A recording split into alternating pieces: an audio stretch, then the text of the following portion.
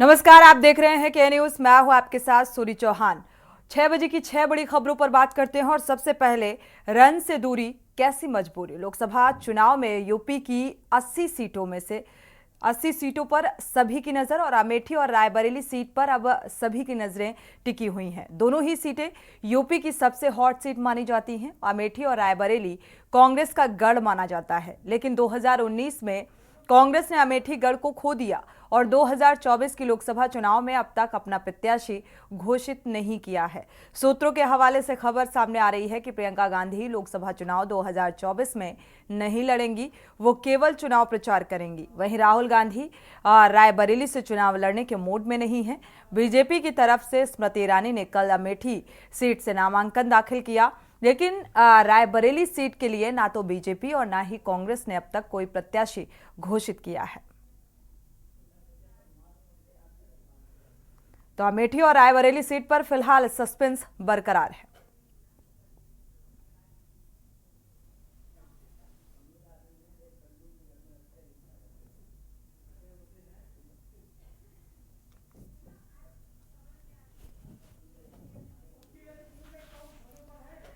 तो high profile seat में से एक है अमेठी और रायबरेली सीट और लगातार ये चर्चाएं जोरों पर हैं, कयासबाजी भी जोरों पर है कि अमेठी से राहुल गांधी उम्मीदवार के तौर पर, क्योंकि लगातार अमेठी और रायबरेली सीट को लेकर हाईकमान की मीटिंग और मीटिंग के बाद फिलहाल अभी तक कोई रिजल्ट निकलकर सामने नहीं आ रहा है और अब सबकी नजर इसी बात पर है कि इन हॉट सीटों पर आखिर किस नाम का ऐलान हो सकता है, कौन सा नाम, कौन सा चेहरा उम्मीदवार के तौर पर घोषित किया जा सकता है। क्योंकि अमेठी से स्मृति ईरानी ने नामांकन दाखिल कर दिया है और कांग्रेस की तरफ से अभी तक कोई उम्मीदवार घोषित नहीं किया गया है। साथ ही रायबरेली सीट को लेकर भी सस्पेंस अभी बरकरार है, क्योंकि ना तो भारतीय जनता पार्टी की तरफ से कोई उम्मीदवार घोषित किया गया है और ना ही कांग्रेस की तरफ से।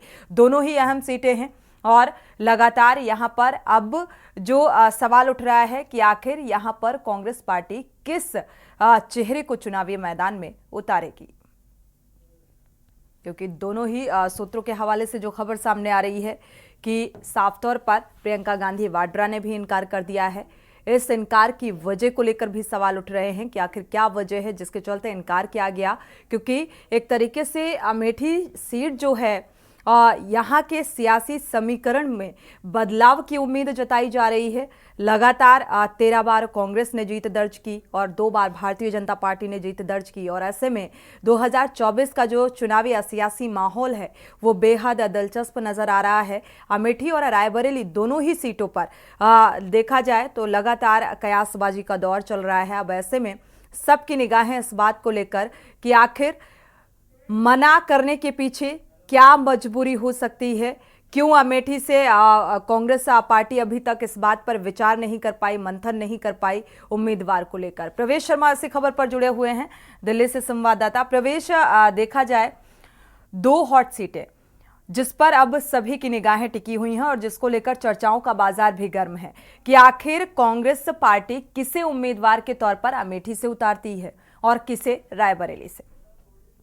बिल्कुल, आपने बिल्कुल सही कहा। देखिए, ये अपने आप में एक बड़ा सवाल है। लगातार पार्टी की तरफ से कयास लगाए जा रहे हैं। पार्टी के कार्यकर्ता बार बार ये सोशल मीडिया पर वायरल कर रहे हैं कि राहुल गांधी अमेठी से चुनाव लड़े, लेकिन सीधे तौर पर मैं बता दूं कि प्रियंका गांधी का जो चुनाव लड़ने का जो मुद्दा है वो कहीं ना कहीं ठंडे बस्ते में जाता हुआ नजर आ रहा है। लेकिन राहुल गांधी के लिए अभी भी कार्यकर्ता पूरी तरीके से जोर शोर से लगे हुए हैं कि वो अमेठी से आए, क्योंकि अमेठी वो सीट है जिसमें हमेशा कांग्रेस का वर्चस्व कायम रहा है। बिल्कुल प्रवेश, देखा जाए तो वर्चस्व कायम रहा है। लगातार ये भी कहा जा रहा है कि राहुल गांधी और प्रियंका गांधी वाड्रा ने इनकार कर दिया है। ऐसे में तीसरे ऑप्शन के तौर पर प्रियंका गांधी के पति को देखा जा रहा है, वाड्रा को, और साथ ही खरगे का भी नाम सामने आ रहा है कि रायबरेली से खरगे भी उम्मीदवार के तौर पर यहाँ पर पर्चा दाखिल कर सकते हैं। बिल्कुल, देखिए, खबरों में जिस तरीके की बातें सामने आ रही है उसमें कयास जरूर ये लगाए जा रहे हैं कि खरगे आ सकते हैं या रॉबर्ट वाड्रा आ सकते हैं, लेकिन सवाल ये है कि जिस तरीके के पर्चे एक बार पहले भी हमने लगे हुए देखे थे कि अमेठी में रॉबर्ट वाड्रा चुनाव लड़ने की तैयारी कर रहे हैं, कार्यकर्ताओं ने उनके जो है पोस्टर भी वहां पर लगा दिए थे, लेकिन सीधे तौर पर मैं बता दूं अभी तक कोई भी आधिकारिक रूप से कोई घोषणा ऐसी नहीं हुई है। और पार्टी में अभी मंथन चल रहा है कि रायबरेली और अमेठी 2 सीट ऐसी है जिसको लेकर बहुत मंथन चल रहा है। अभी सीईसी की बैठक हुई थी जिसमें सीधे तौर पर कांग्रेस ने इस मामले को लेकर भी चर्चा की थी और सारा जो दामोदार है वो कांग्रेस अध्यक्ष खड़गे के ऊपर, मल्लिकार्जुन खड़गे के ऊपर डाला गया था कि वो तय करे कि अब यहाँ से कौन चुनाव लड़ेगा। बिल्कुल, शुक्रिया इस तमाम जानकारी को साझा करने के लिए। तो फिलहाल अब इस मंथन को लेकर क्या कुछ रणनीति होगी कांग्रेस पार्टी की और कैसे इस चुनावी मैदान में उतारा जाता है, क्योंकि अमेठी और रायबरेली दोनों ही अहम सीटें हैं और अमेठी एक तरीके से गढ़ कहा जाता है कांग्रेस का। और ऐसे में अब यहाँ का सियासी जो समीकरण है वो हालांकि यहाँ पर बदलाव की उम्मीद नजर आ रही है, लेकिन क्या कुछ सियासी समीकरणों में बदलाव देखने को मिलता है ये देखना बेहद दिलचस्प होगा।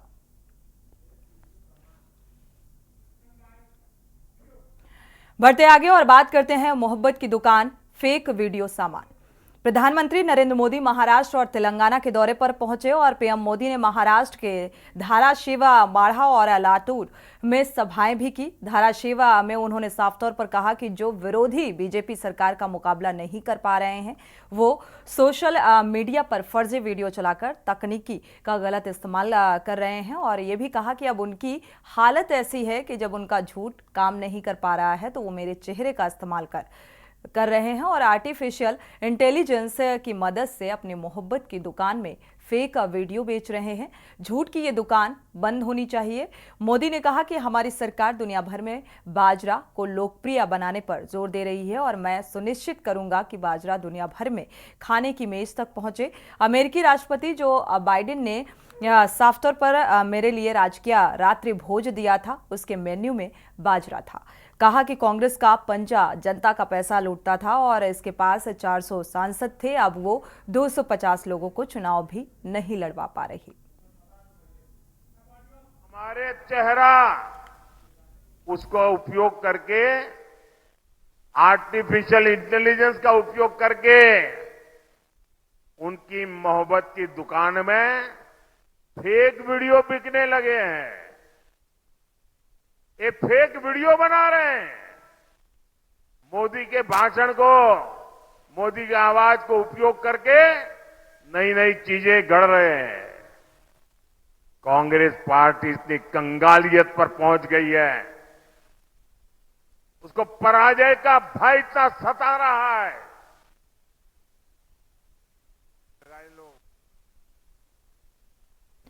तो महाराष्ट्र पहुंचे हुए थे प्रधानमंत्री नरेंद्र मोदी। जब वो यहां पर चुनावी जनसभा को संबोधित करने के दौरान विपक्ष पर निशाना साधते हुए नजर आए और फर्जी वीडियो को लेकर घेरते हुए नजर आए और सवाल विपक्ष के अस्तित्व को लेकर उठाया कि मोहब्बत की दुकान में फेक वीडियो का सामान बेचा जा रहा है और लगातार हमलावर होते हुए नजर आए। तो जमकर बरसे प्रधानमंत्री नरेंद्र मोदी।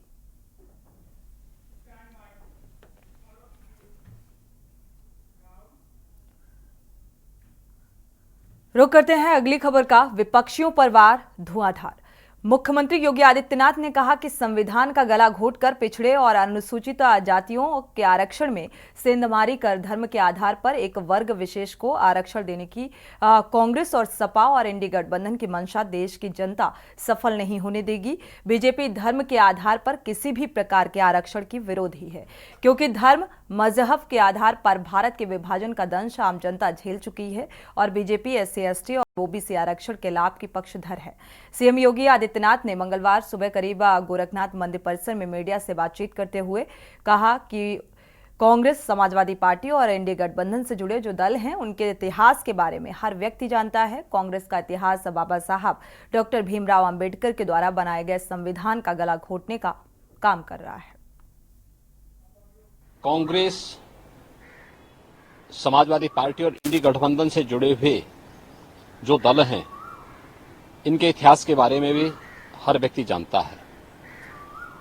कांग्रेस का इतिहास बाबा साहब भीमराव अंबेडकर के द्वारा बनाए गए संविधान का गला घोंटने का रहा है। 1950 में देश का संविधान लागू हुआ और कांग्रेस ने लगातार अभिव्यक्ति की स्वतंत्रता को रौंदने का मामला रहा हो या उसके बाद भी लगातार ये प्रयास किए कि वह संविधान को अपने तरीके से इस्तेमाल करे। जनता का शासन जनता के लिए है, जन भावनाओं का सम्मान हो, ये कभी भी उसने प्रयास नहीं किया। और इमरजेंसी ने देश की जनता आज भी नहीं भूली है। ये भी देश के संविधान का गला घोंटने जैसा था। इसके साथ ही कांग्रेस ने यूपीए सरकार के समय जो पाप किया, तब समाजवादी पार्टी और बहुजन समाजवादी पार्टी भी उनके साथ सहयोगी थी। कांग्रेस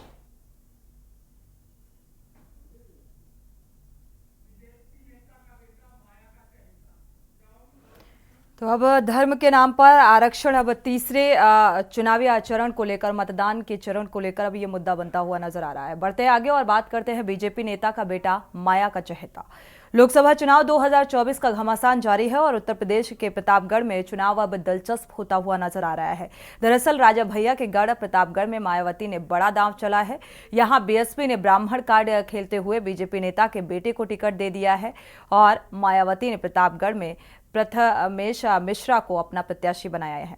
उनके पिता कौशाम्बिया बीजेपी प्रभारी हैं और सुप्रीम कोर्ट में वकालत करते हैं। इसके अलावा प्रथमेश मिश्रा के माता पिता दोनों ही राजा भैया के खिलाफ चुनाव लड़ चुके हैं।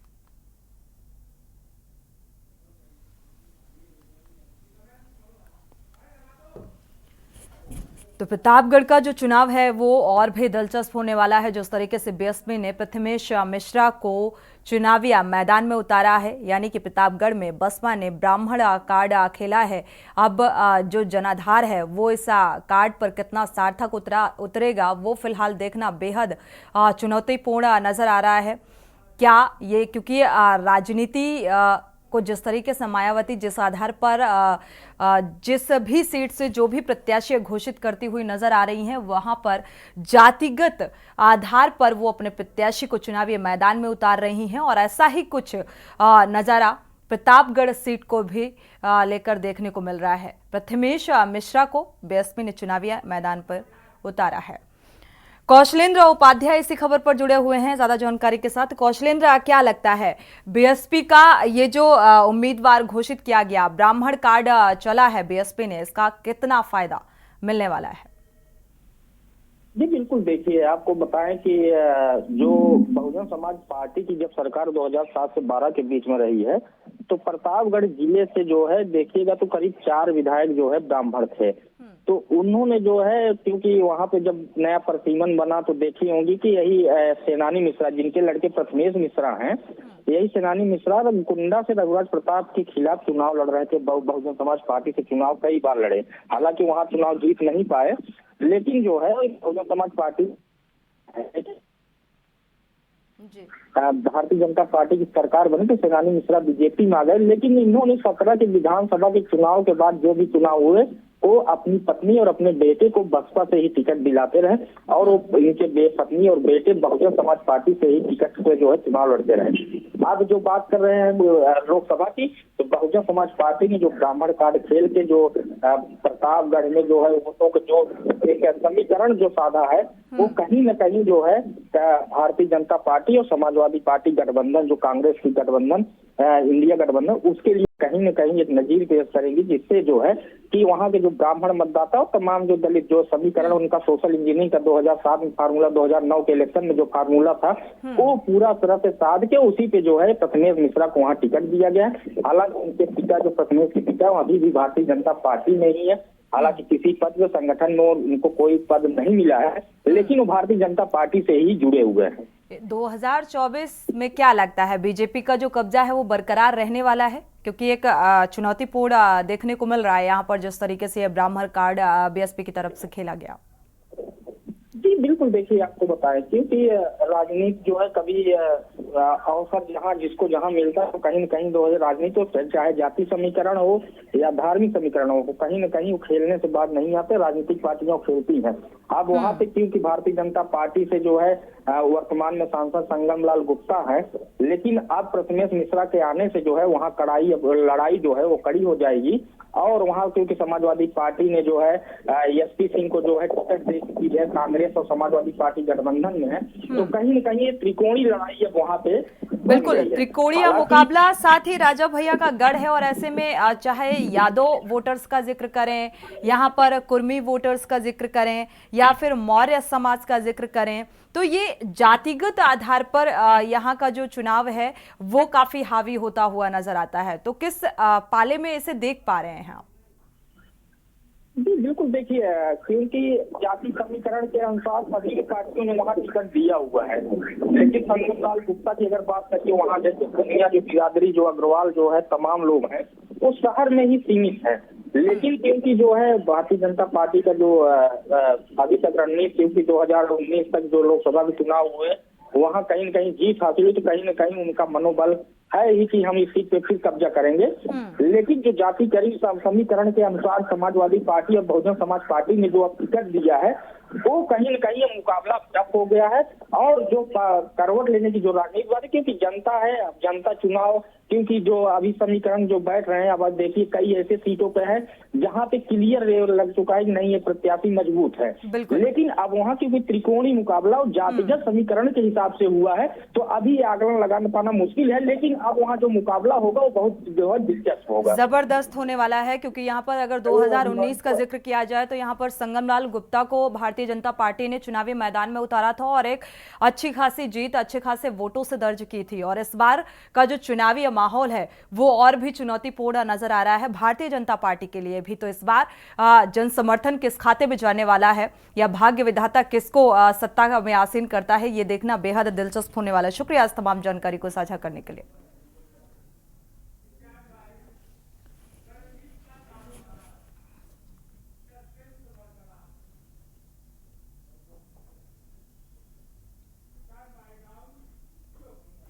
आगे बात करते हैं रणनीति पर। दारोमदार सस्पेंस बरकरार। यूपी की कैसरगंज सीट पर अभी तक बड़े दलों ने पत्ते नहीं खोले हैं और बीजेपी, सपा और बसपा के प्रत्याशी का इंतजार है। और ऐसे में सपा ने रणनीति भी तैयार की है। अगर बीजेपी ब्रजभूषण को टिकट देगी तो सपा भी महिला पहलवान को मैदान में उतारेगी। समाजवादी पार्टी कैसरगंज से किसी आंदोलनकारी महिला पहलवान को उतारने की तैयारी कर रही है और ये पहलवान बीजेपी के सांसद ब्रजभूषण शरण सिंह की यौन उत्पीड़न के आरोप में लगाने वाली इन महिलाओं को आपको बता दें, समाजवादी पार्टी सूत्रों का यह भी कहना है कि अगर बीजेपी ने ब्रजभूषण शरण सिंह को टिकट दिया तो उनकी पार्टी आंदोलनकारी पहलवान को यहां से रण में उतारेगी और इसके लिए रणनीति तैयार कर ली गई है। सपा का टिकट घोषित होने में देरी का कारण यह भी है कि पहले बीजेपी का प्रत्याशी घोषित किया जाए और हालांकि सपा नेतृत्व को इस सीट पर अभी बीजेपी के पत्ते खुलने का इंतजार है और बसपा ने भी कैसरगंज से अपना प्रत्याशी अभी तक घोषित नहीं किया है। कैसरगंज में चुनाव 5वें चरण में होना है और नामांकन की अंतिम तिथि 3 मई है और यहां से चर्चित सांसद ब्रजभूषण शरण सिंह के चलते इस सीट पर सभी पार्टियों की नजर बनी हुई है। बहरहाल ब्रजभूषण चुनाव लड़ने पर अड़े हुए हैं और बीजेपी उनको टिकट देकर कोई खतरा मोल नहीं लेना चाहेगी, क्योंकि ये भी अहम खबर सामने आ रही है और देश के जाने मानी महिला पहलवानों ने गंभीर आरोप लगाए थे, उस बात को भी नजरअंदाज नहीं किया जा सकता है। कुश्ती महासंघ के अध्यक्ष पद से इस्तीफा भी देना पड़ा था और इसके खिलाफ देखा जाए तो केस भी दर्ज किया गया था और ऐसे में भारतीय जनता पार्टी अगर टिकट देती है तो मुश्किलें भारतीय जनता पार्टी की बढ़ती हुई नजर आएंगी।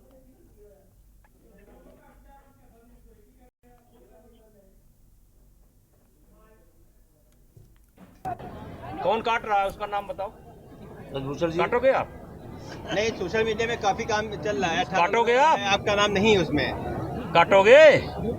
ब्रजभूषण जी काट पाओ, काट लेना। अखिलेश यादव कह रहे हैं सर जी आपका टिकट नहीं कटने वाला है फिर हमारे। हो गया भैया, आपके हाथ में हो तो काट देना, छोड़ो। जो बोलवाना चाहते हो हम नहीं बोलेंगे।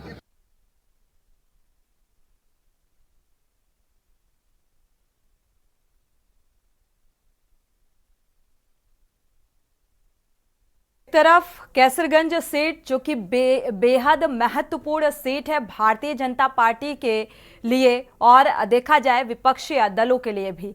और अब जिस तरीके की बातें निकलकर सामने आ रही हैं, अगर ब्रजभूषण शरण सिंह, ये वही ब्रजभूषण शरण सिंह है जिनके ऊपर गंभीर आरोप महिला पहलवानों के द्वारा लगाए गए।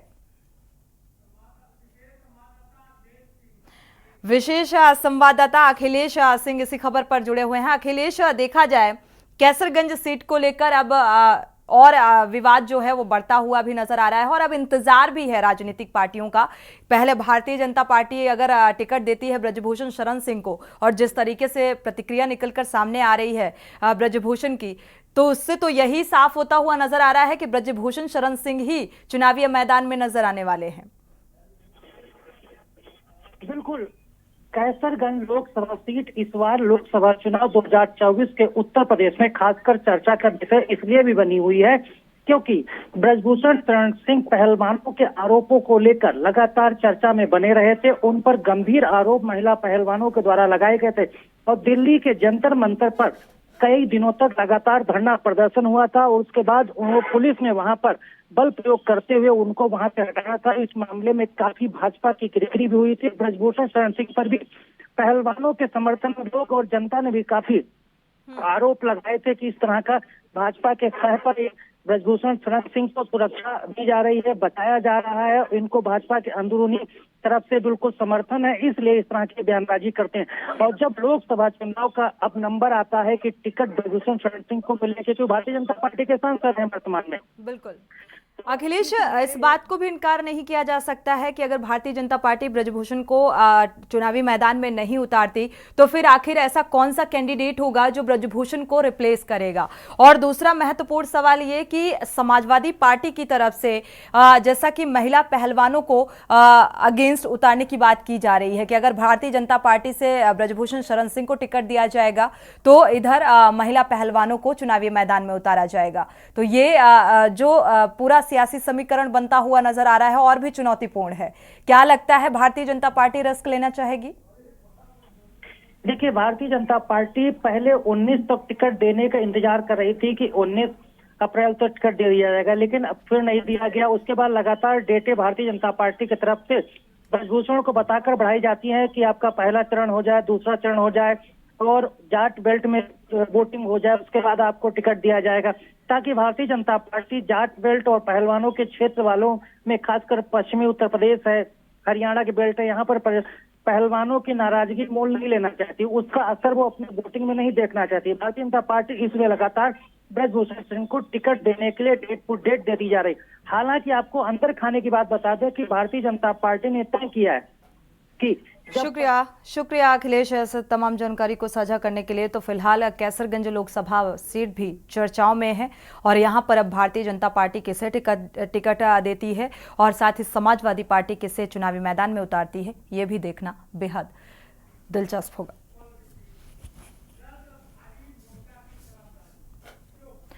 बढ़ते आगे और बात करते हैं दर्द भारी नोटा की तरफदारी।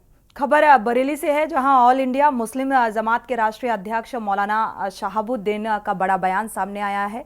बरेली की सीट पर चुनाव को लेकर मौलाना की अपील सामने आई, जिसमें उन्होंने कहा कि मुसलमान नोटा का बटन दबाए और समाजवादी पार्टी का बहिष्कार करे, क्योंकि समाजवादी पार्टी ने मुसलमानों की अनदेखी की है। और साथ ही कहा कि आंवला और बदायूं दोनों जगह सीट पर मुस्लिम प्रत्याशी हैं, उन्हें वोट दें। और यह भी कहा गया कि 2200 लोकसभा सीटें मुस्लिम बाहुल्य सीटें हैं और उसके बावजूद भी सपा ने मुस्लिम प्रत्याशी को टिकट नहीं दिया। मौलाना शहाबुद्दीन ने कहा कि किसी भी होर्डिंग पर मुस्लिम नेता की फोटो तक नहीं है। ऐसे में बरेली में सपा के प्रत्याशी प्रवीण सिंह गैरन को वोट न देकर मुसलमान नोटा पर बटन दबाए। बिस्मिल्लाहिर्रहमानिर्रहीम। आज उलमाए कराम ने एक मीटिंग की और उस मीटिंग में फैसला किया कि समाजवादी पार्टी के प्रत्याशी परवीन सिंह गैरन को नोटा का बटन दबा करके बहिष्कार करें। बरेली लोकसभा के मुसलमानों से हमारी अपील है कि यहाँ नोटा का बटन दबाएं। और आंवला में बहुजन समाज पार्टी के प्रत्याशी श्री आबिद अली, बदायूं में बहुजन समाज पार्टी के प्रत्याशी श्री मुस्लिम खां को मुसलमान वोट दें, सपोर्ट करें और उनको जिता करके पार्लियामेंट में भेजें ताकि मुस्लिम क़यादत डेवलप हो। मुस्लिम क़यादत को साजिश के तहत समाजवादी पार्टी के लोग और ख़ासतौर पर अखिलेश यादव मुस्लिम क़यादत को ख़त्म करना चाहते हैं। वो यहूदी और ईसाई नज़रिए के तहत काम कर रहे हैं, तो इसलिए उनकी इस साजिश को हमें नाकाम करना है। मुसलमान मुस्लिम क़यादत को डेवलप करें ताकि वो जीत करके पार्लियामेंट पहुंचे। और इसी के साथ बुलेटिन में इतना ही। आगे खबरों के लिए आप देखते रहिए के न्यूज़ इंडिया।